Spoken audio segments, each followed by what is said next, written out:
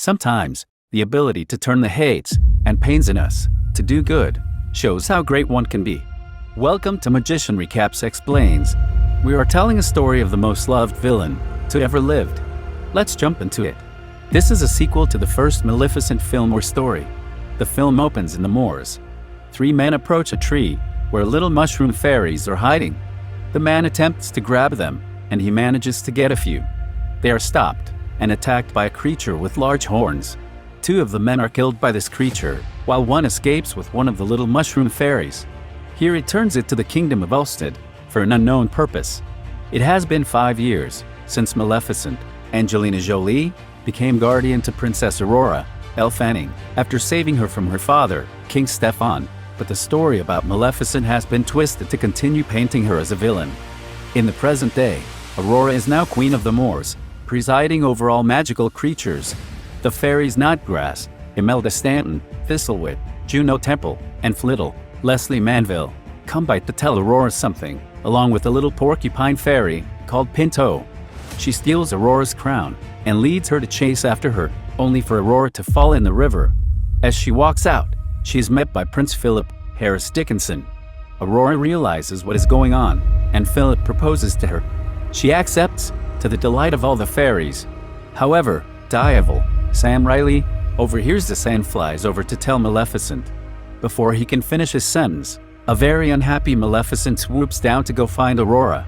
In Ulstead, Philip rides with General Percival, David Jossi, back to the kingdom.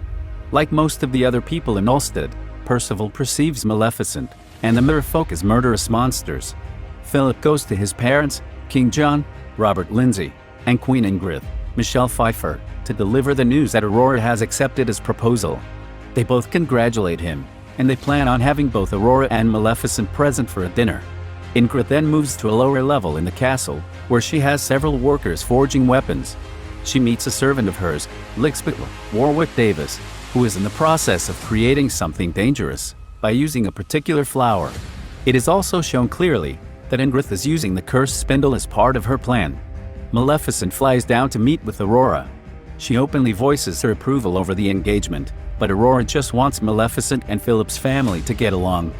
Maleficent knows surely that she is not wanted in Ulstead, but for Aurora's sake, she promises to show up and behave.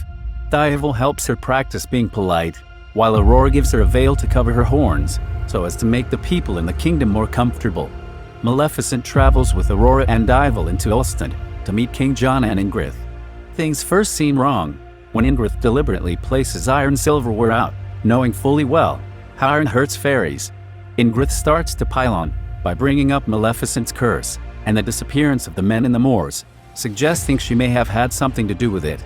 The final straw comes when Ingrid says that Aurora will now have a real mother once she marries Philip. Maleficent rages out and spreads her wings to intimidate everyone. When she demands to Aurora that they leave, John suddenly appears to fall ill before fainting.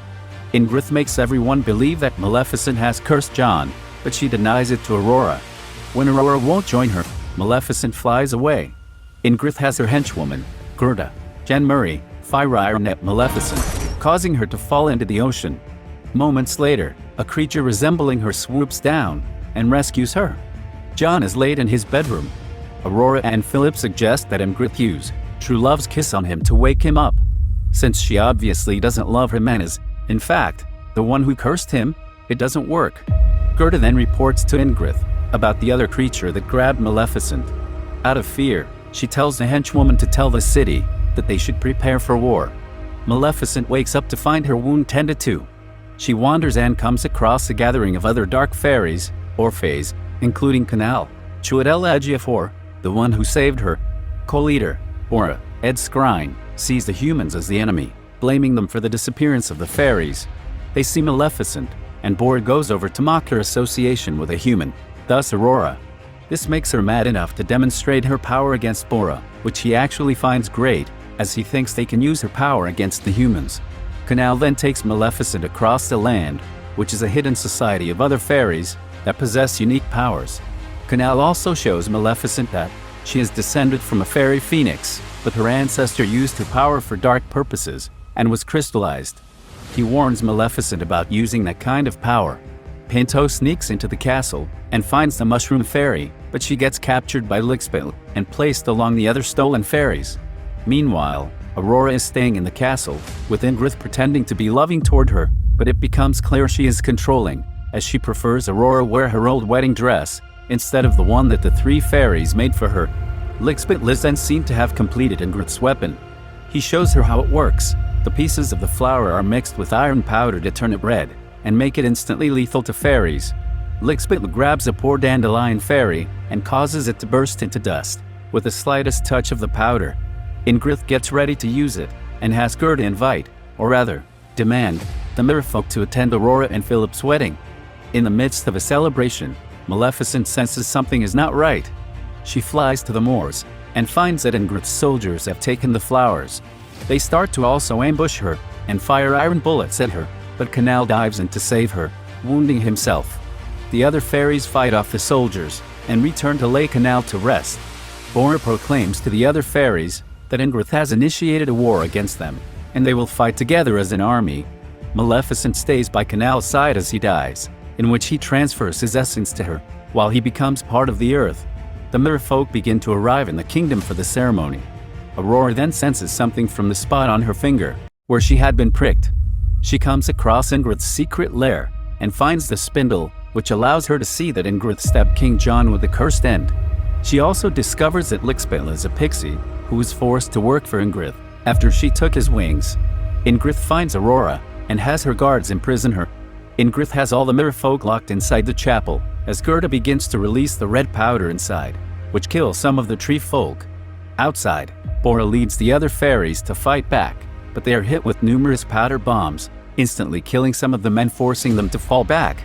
Aurora manages to escape and tells Philip what his mother has done, and when he learns the truth from Ingrith, who shows no remorse, Philip defies her and jumps off the tower, escaping on a balloon.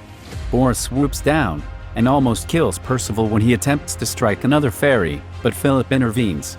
He tells Bora he doesn't want his mother's war, and he refuses to have fairy blood on his hands. Maleficent suddenly appears and witnesses this, and realizes Philip can be trusted. She still goes after his mother and faces her on the tower. Meanwhile, after one more tree creature sacrifices himself to save the three fairies, Flittle flies into the organ to sacrifice herself, causing her essence to fill the organ with flowers that stop the powder from spreading. Knopgrass and Thistlewood then fly in Gerda's face, causing her to fall off the balcony to her death. Aurora runs up to stop Maleficent from killing Ingrith, saying she knows that she is not as evil as they say she is. Ingrith then fires an arrow at Aurora, but Maleficent takes the hit and disintegrates. As Aurora weeps, Ingrith tells her that she is the one who spread the stories about Maleficent being evil, as she wanted to take control of the moors by wiping out the creatures there. Aurora's tears then cause Maleficent to regenerate into her powerful phoenix form. She causes the nearby tower to collapse, and Ingrith makes one last cowardly move by throwing Aurora off the tower. Maleficent goes to rescue her, and they tumble across the ground. As Ingrith tries to escape, she is found by Bora and the other fairies. Outside, Maleficent asks Philip if he truly loves Aurora, and he says he truly does. Maleficent gives her blessing, and Lickspittle comes to give her the cursed knife that Ingrith used. Maleficent breaks the curse, causing the spindle to disappear and for John to wake up. Ingrith is then dropped out of the castle through vines, before Maleficent turns her into a goat for her punishment. Philip is happy to see his father again, and they both decide they'll wait to let Ingrith turn human again. Aurora and Philip are officially married, with Maleficent walking her down the aisle, and the humans and fairies are integrated into both kingdoms. Knopgrass and Thistlewood argue over what color Aurora's dress should be, until a nearby flower turns it blue, implying that Flittle might still be alive. Maleficent goes to rejoin the other fairies, as she bids the new couple farewell, but cheekily promises to be back for their baby's christening. The film ends with Maleficent flying away across the sky with the fairies. That's all for now. Don't forget to like and subscribe to my channel for more interesting movies recaps.